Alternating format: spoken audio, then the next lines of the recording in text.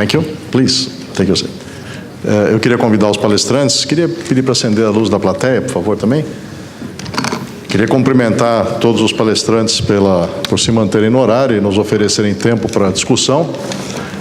Vamos só ver uma coisinha aqui na plateia. Quem são os cirurgiões? Levantem a mão, por favor.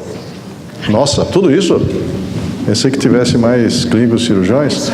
Quem dos cirurgiões, no tratamento de um carcinoma medular de tireoide, faz uma tireoidectomia total com esvaziamento de compartimento central? Levante a mão. Depois de ver essa parece moleza, né?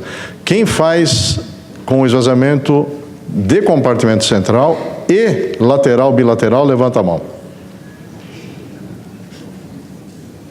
Tá certo. Muito interessante.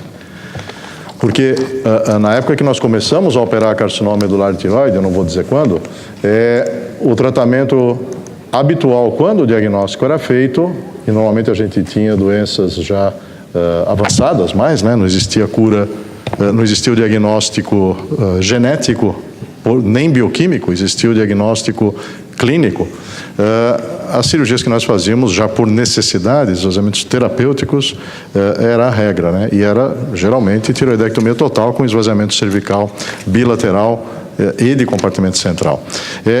Nós já vamos abrir para discussão, eu já fui pressionado aqui a diminuir o tempo da sessão, até pelos nossos generais controladores. Onde é que eles estão? Estão sentados lá no fundo, né, doutor Celso?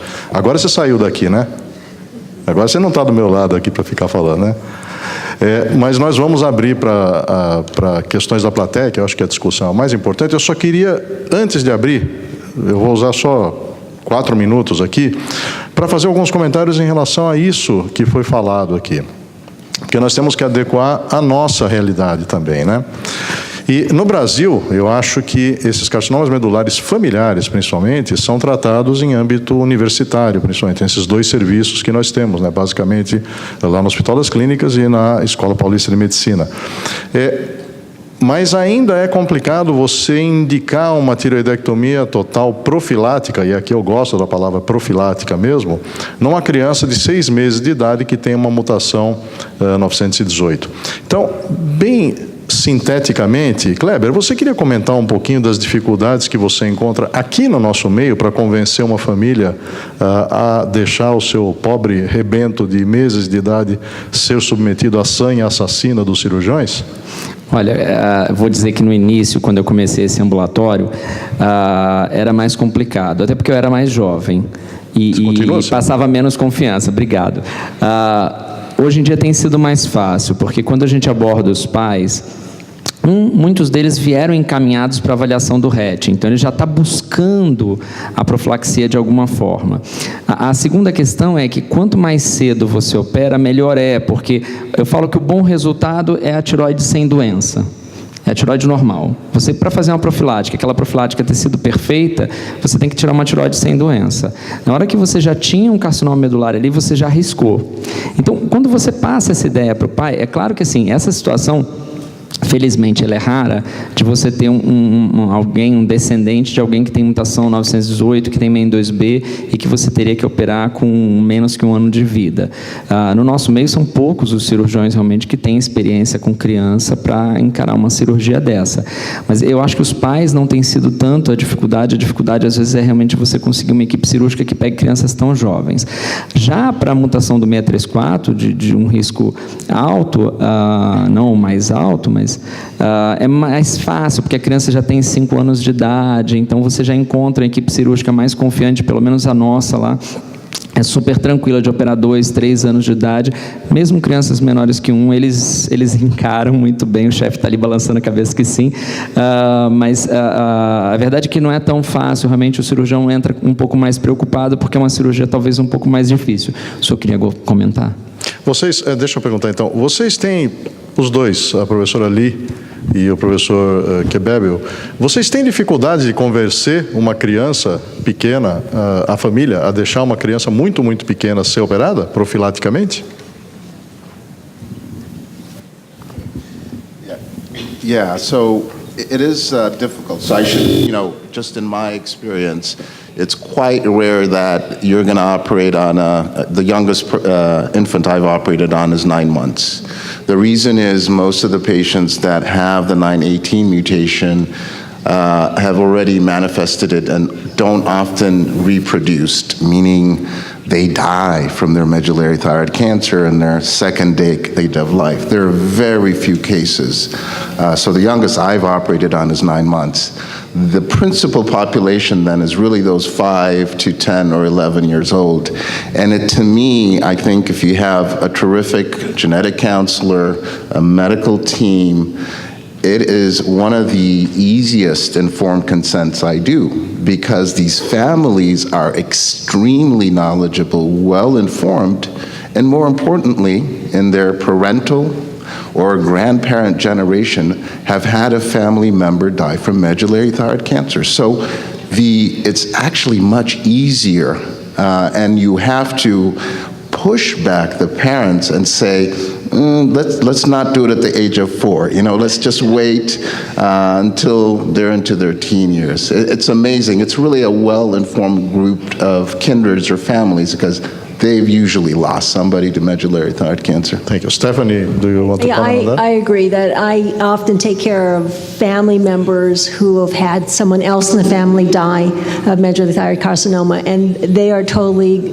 signed up for the fact that they've had their thyroid out, and if they have children, they're going to have them tested and have their thyroid taken out. So this is a very easy consent.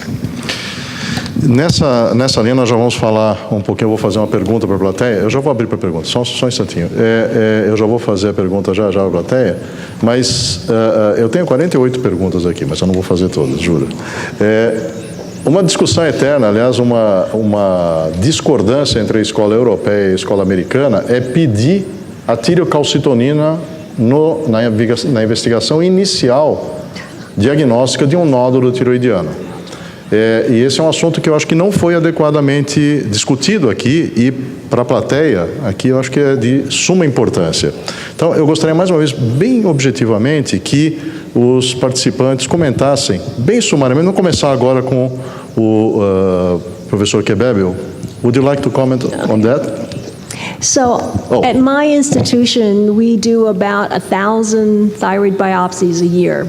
And in the last 5 years, we have diagnosed 3 medullary thyroid carcinomas. So I think even the 1 to 2% that you mentioned may actually be lower. I think there are pockets in the world. I think the people who have recommended most strongly, the French groups, have a higher level of familial medullary carcinoma in their population, and we think that's why, in terms of cost effectiveness, they have recommended it. I think you have to look at your own population and decide, but it is not recommended in the American guidelines. Electron, you want to comment? Yeah, I think Dr. Lee's best. Most of the patients I see are already worked up and self-referred where it's been done. So I'm probably not the best person to speak to that. Yeah, yes. Então, ao longo dos anos, eu criei esse problema lá na Unifesp, né? Porque quando eu fiz meu doutorado, a gente colhia calcitonina de rotina para todos, porque meu doutorado foi exatamente colher calcitonina e testar o ensaio da calcitonina. E nós colhemos mais de 1.000 pacientes, dosamos calcitonina, e obviamente que eu tive alguns problemas. O que nós aprendemos com isso? A gente não conseguiu ainda fazer um estudo para tentar mostrar isso de uma forma economicamente viável, mas nós aprendemos algumas coisas. A primeira é que tem muito mais falso positivo do que câncer medular. A verdade é essa, você tem muito mais falso positivo. Recentemente nós publicamos no Journal, né, sobre macrocalcitonina, que é um problema, interferência por anticorpos heterófilos ou interferência por anticorpos macrocalcitonina, gerando dosagens elevadas de calcitonina, não é uma coisa infrequente na população. Então eu acho que dosar rotineiramente não é uma bela ideia. O que nós fazemos? Você tem uma citologia, 4, 5 ou 6, curtinho, eu sei. 4, 5 ou 6, você vai operar, não vai? Você já vai operar. Dosa uma calcitonina. Se vier alta, você vai ter mais cuidado, você vai fazer talvez uma metanefrina antes, você vai investigar a questão do fel. O paciente só vai se beneficiar dessa dosagem, você não vai estar fazendo uma cirurgia desnecessária, não. A cirurgia já estava indicada. Se você tem um nódulo benigno, com uma punção benigna, muito suspeito, nós temos a mãe de uma radiologista que ela puncionou 5 vezes a própria mãe, que era benigno. Você suspeitou, você dosa uma calcitonina também, não faz mal. Ótimo. Quem na plateia dosa calcitonina em punções Bethesda 3, 4, eventualmente 5? Levante a mão, por favor. Dosagem sanguínea, estou falando, né? Ok, já vi você, Celso. Abaixa a mão agora. Quem não dosa, levante a mão. Maioria. Maioria, grande maioria. Ok. Pergunta aqui, por favor, senão eu vou apanhar aqui.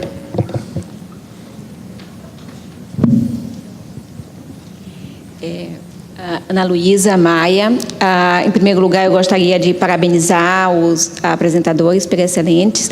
E eu gostaria, na verdade, de ouvir a opinião a respeito da questão das crianças, né, muito pequenas, com diagnóstico de neoplasia endócrina múltipla tipo 2B, ou mesmo 2A.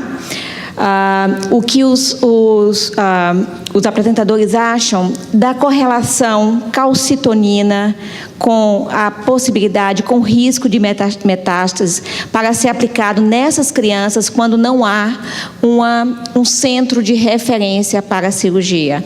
Eu explico, tem dados muito interessantes, não em crianças, mas em adultos, feito pelo Dr. Makens, que mostrou que calcitoninas abaixo de 40, a chance de ter doença extratireoidiana é muito pequena. Então, em crianças, como foi colocado, eu acho que a chance de cura é realmente uma grande vantagem de operar essas crianças precocemente, mas não tendo um centro de referência, e como o doutor Cláudio mencionou, nós temos um país continental, né, com cirurgiões com muito pouca experiência em crianças abaixo de 5 anos. E eu pergunto se não seria muito mais razoável nessas crianças dosar uma calcitonina, e se essa calcitonina está abaixo de 10, abaixo de 20, e acompanhando cuidadosamente junto com a ecografia, com um radiologista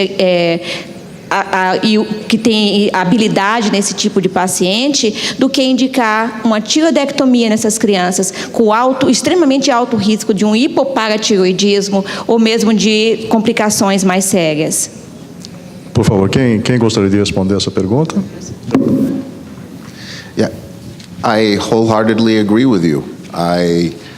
It's a preventive operation, and I think if you do not have centers that could do the procedure correctly and appropriately, then you could probably follow them with yearly ultrasound and a calcitonin. Speak closer to the microphone, please. Oh, our upper limit of normal, thank you, of calcitonin is less than 18, and if yours is, within normal range, I would definitely follow that patient, and obviously the specific type of mutation they have and at what age it might present also dictates that. But yeah, I wouldn't subject them to a prophylactic thyroidectomy if you don't feel like there's a capability close by. Stephanie. So I'm going to age myself because I actually was one of the fellows who did the 1,000,000 pentagastrin stimulated calcitonins on the J family, which Bruce Ponder found the gene. So in the days that we didn't know what the gene was, we actually would bring patients in every year and do a pentagastrin stimulated calcitonin. So the argument about using basocalcitonins is that it may not be very sensitive and that you may not be able to recognize disease with just a baso. There's no alternative. There is no pentagastrin. There is some data using calcium stimulated calcitonin. That might help. But I think you have to balance the risks of the patient. And if you're going to cause a young baby to be hypopara, which would be very difficult to control in an infant, and having a negative calcitonin at baso, I think that you'd have to do the best you can. And if you can't do the operation safely, then I would watch.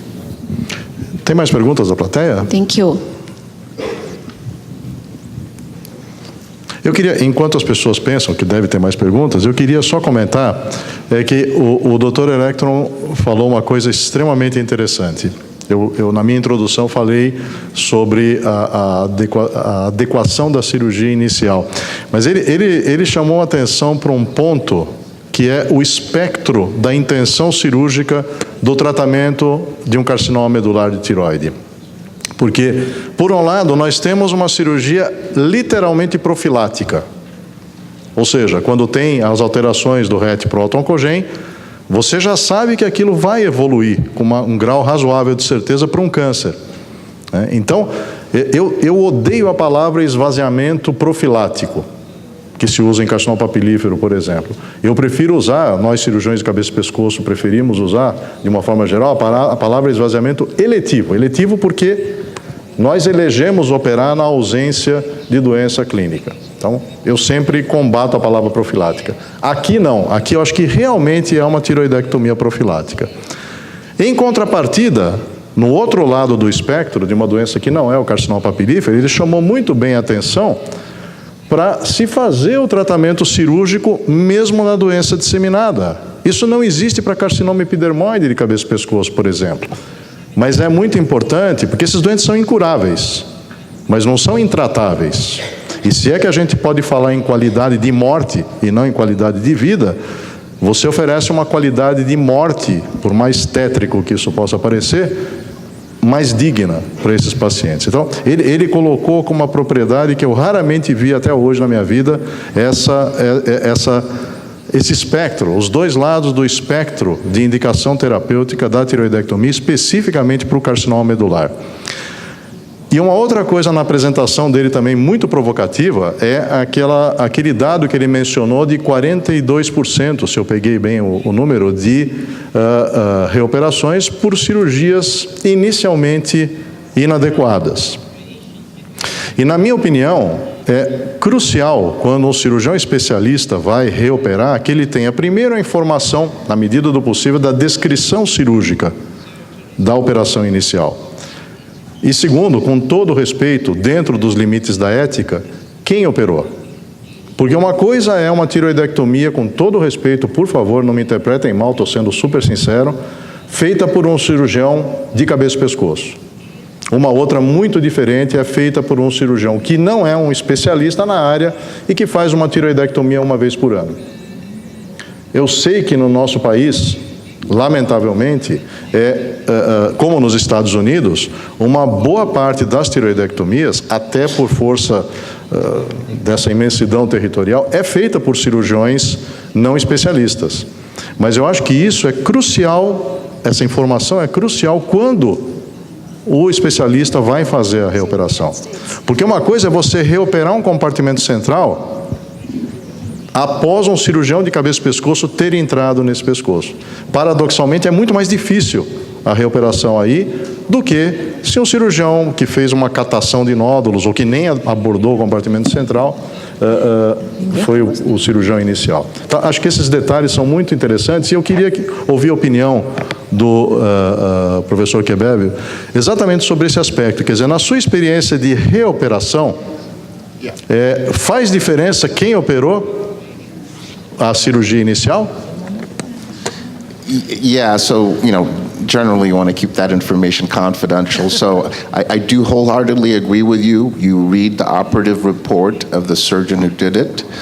Most of the time it's not a colleague that you know from national societies, an expert in the field, and it's the same problem in the US where most of the thyroid operations are not done in specialized center. The other, I think, important component is also looking at the pathology report. A surgeon will say central neck node dissection and there's one lymph node. Never mind the thyroidectomy. And similarly for the lateral neck node compartments where they do the operative dictation states level 2, 3, 4 nodes resected, and the pathologist only sees 6 lymph nodes. So it's a combination of the operative note and pathology report that allows you to determine that. I do agree with you, it's quite rare if they're treated in specialized centers that the surgeon knew what they were doing, that it would be an incomplete operation. But as you already noted, it's the same issue in the US. Some of these patients are treated initially at non-specialized centers. Alguma pergunta da plateia? Sim, estamos na ordem aqui. Primeiro, Dr. Rodrigo, professor Rodrigo, desculpe. Não está funcionando o microfone ali na frente. Já viu. Está funcionando lá? Vem aqui então, vem falar aqui do meu lado, vem cá. Vem cá. preocupe, eu não mordo não, pode vir. Demais, né? Desculpa o transtorno, mas enfim. Dr. Quevedo, por favor, nós sabemos da sua experiência em cirurgias da tireoide e também nas cirurgias da paratireoide, é claro. E lembrando dessa intimidade anatômica, eu gostaria de saber a sua atual visão de como abordar as paratireoides no paciente com medular, já com diagnóstico de prepara primário, e qual a visão atual que você tem abordado essas paratireoides durante a cirurgia, e também nos doentes que você vai operar o medular e que você quer evitar o hipopara, mas com um potencial em alguns tipos de alterações alto de vir a desenvolver o hiperpar. Electron? So if you're fortunate to have that diagnosis of hyperparathyroidism at the initial operation, as you probably know, it's going to be a parathyroid adenoma, and if fortunately it's in the lower position, then that's fine, because I often find I can't leave the lower glands with an adequate vascular pedicle. So you still leave the upper parathyroid glands if they're normal in place. That's why I think cryopreservation is critical, because you need to treat every parathyroid gland like the last one, even the hyperplastic one that you remove. You want to be able to cryopreserve. So in the initial setting, it's actually not as much of a surgical dilemma. What I find difficult is you follow these patients and then they developed hyperpara, and there's always the question, if they had an autograft in the forearm, then is it in the neck or is it in the forearm? If it's just didn't get an autograft, then you're wondering, is it their last parathyroid gland? To address that, we usually do a Casanova test. You probably know that. So if the forearm graft is more than twofold higher, then when we do our localizing study, we do a whole body sestamibi scan, including the forearm. We do an ultrasound of the forearm, in addition to the venous sampling, both in the neck and in the forearm. So that usually helps us know if it's in the forearm versus the neck. And then when we do the parathyroidectomy, we assume it's the last one that the patient has and cryopreserve it. Excelente ponto, e ele levantou também um ponto interessante, que eu também penso assim, que ao contrário do carcinoma bem diferenciado de tireoide, se você tem que eu transplanto, se eu encontro uma paratireoide intratiroidiana, por exemplo, na musculatura do pescoço, quando se trata de carcinoma medular, o interessante é você tirar da região do pescoço, e eu concordo plenamente com ele. Aliás, uma dica técnica aqui é o seguinte: quando, às vezes, eu me deparei com essa situação há 4 anos, eu operei um paciente com uma punção Bethesda 4. Simplesmente isso. Não tinha calcitonina, dosagem de calcitonina prévia, mas quem me conhece sabe, eu abro todas as peças em ambiente estéril ainda. Até, eu já falei ontem, para procurar uma paratireoide intratiroidiana, e já encontrei algumas vezes, e já reimplantei algumas vezes, eu mencionei isso ontem. E nesse caso, eu não sou tão onipotente a ponto de abrir mão do exame de patologia. Aliás, o patologista está do meu lado, sempre nesse momento de congelação. Mas a gente acaba criando um banco, né, e que depois de milhares de tireoidectomias, você acaba guardando um banco mental de macroscopia. E o que me chamou a atenção nesse doente que eu abri, era um nódulo de 1 centímetro, 1,2 centímetros, era o aspecto amarelo-ouro da superfície de corte. E o patologista estava do meu lado, ele concordou, ele fez e ele fechou na biópsia de congelação como carcinoma medular. O que é extremamente útil, porque eu já pude fazer a cirurgia completa, que foi uma tireoidectomia total com esvaziamento de compartimento central, na primeira instância, né? E esse doente, aliás, está com 4 anos e pouco de pós-operatório, a Ana acompanha ele até hoje, e está com tireocalcitonina negativa. E era um carcinoma esporádico, não era familiar. Então, é uma dica para os cirurgiões, nem todo mundo gosta, mesmo na instituição, de abrir a peça, né? Mas na minha clínica privada, eu faço sistematicamente isso, sempre em ambiente estéril, sempre com o patologista do lado, e nesse caso particularmente, é um caso apenas, mas nesse caso particularmente, ajudou bastante o manuseio do paciente. Perguntas? Dúvidas? Comentários? Bom, então, para deleite dos nossos organizadores, nós vamos encerrar com 3 minutos de antecedência, possibilitando antecipar o programa. Obrigado aos palestrantes.